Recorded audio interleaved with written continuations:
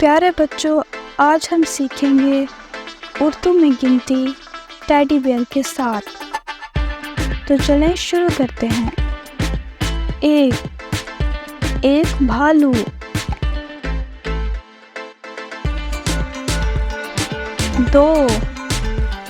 दो भालू।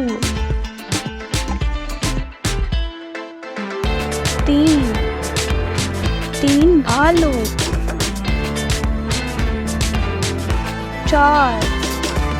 चार भालू।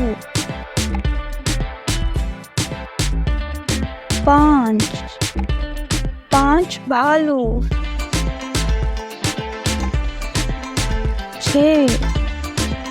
छह भालू।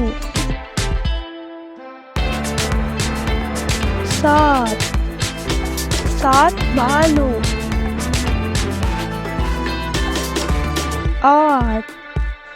आठ भालू।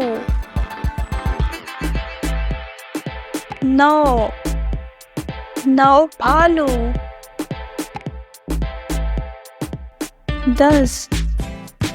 10 भालू। वीडियो देखने का शुक्रिया। मज़ीद मज़े की वीडियोस देखते रहिए और हमारा चैनल QA Kids सब्सक्राइब करें।